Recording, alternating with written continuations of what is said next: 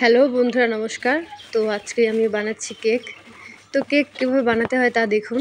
তো প্রথমে 1 কাপ ময়দা নিয়ে নিলাম, এরপর নিয়ে নিলাম বেকিং পাউডার। তারপরে এগুলো দিয়ে ভালো করে মেশাতে হবে, ভালো করে একেবারে হাত দিয়ে ভালো করে মেশাবেন। তারপর আরেকটা বাটিতে নিয়ে নিলাম 3টে ডিম। আপনারা এখানে চাইলে 4টা ডিমও দিতে পারতেন, তো আমাদের ঘরে 3টাই ডিম ছিল, তাই 3টা ডিম দিয়ে চালিয়ে দিলাম।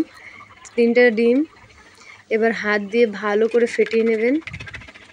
যত সময় আর কি ফোমটা বের না হবে তত সময় পর্যন্ত ফেটাতেই থাকবেন। তো দেখতে পাচ্ছেন উপরে ফোমের মতো কিছু একটা এসেছে। তো এরপর দিয়ে দেবেন আধা কাপ চিনি। যে কাপে ময়দা দিয়েছিলেন তার অর্ধেক চিনি। তো চিনি দিয়ে আবারও ফেটাতে শুরু করবেন। তো অল্প অল্প চিনি দিয়ে ফেটাবেন, তাহলে কেকটা কিন্তু অনেক সুন্দর নরম হবে আর ফুলবে।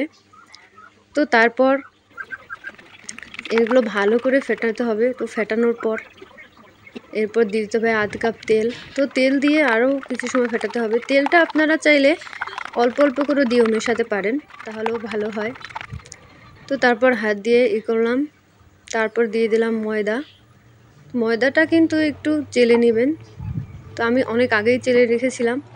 তো তারপরে এভাবে অল্প অল্প করে দিয়ে একটা ডো তৈরি করতে হবে। দেখতেই পাচ্ছেন হাত দিয়ে ভালো করে মিশাচ্ছি। তো তারপর দিয়ে দিতে হবে কিছুটা পরিমাণে দুধ। তো দুধ দিয়ে ভালো করে, প্যাকেট দুধ দিবেন, তারপর দুধ দিয়ে ভালো করে হাত দিয়ে আবারও মেশাতে হবে।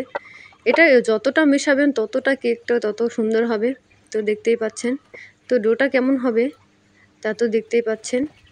এরপর আর একটা বাটিতে যেটা আর কি কেকটা আপনি বসাবেন সেটায় কিছুটা তেল দিয়ে দেবেন। তেল দিয়ে দেওয়ার পরে কাগজ দিয়ে দেবেন।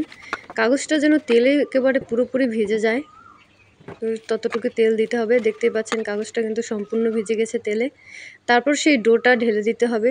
ঢেলে দিয়ে একটু ঝাঁকিয়ে নেবেন যাতে উপরে বুদবুদ ওঠে। বুদবুদ ওঠা মানেই কিন্তু কেকটা ফুলবে। তারপর গ্যাসের চুলায় একটু হাই হিটে বালি দিয়ে একটা পাতিল বসিয়ে দিলাম। এর উপরে বসিয়ে দিলাম গ্যাসের চুলার একটি চুলা। এরপর এর উপরে সেই ডোটা বসিয়ে দিয়ে ঢেকে দিতে হবে। এই যে বসিয়ে দিলাম ডোটা, এবার ঢেকে দেব। ঢেকে দেওয়ার পর 30 মিনিট পর ঢাকনাটা উঠাবেন। উঠিয়ে দেখবেন কেকটা কত দূর কী হয়েছে। তো দেখতেই পাচ্ছেন কেকটা কিন্তু অনেকটা ফুলেছে। তো বাস এরপর একটু কাঠি দিয়ে দেখবেন যে হয়েছে কি না। তো তাহলে বেশ নামিয়ে নিলেই রেডি ঘরে বানানো কেক। আর এই কেক কিন্তু কোনো ভেজাল নেই, অনেক সুস্বাদু। আর দেখতে পাচ্ছেন কেকটার কালারটা কি সুন্দর এসেছে।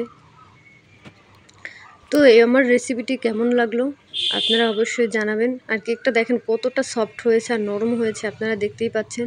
কেকের কালারটাও কি চমৎকার এসেছে। তো এরপর একটু ডেকোরেশন করলাম আর কি। তো আমার ভিডিওটি ভালো লাগলে অবশ্যই আমার চ্যানেলটি সাবস্ক্রাইব করবেন আর কেকটি বানাবেন।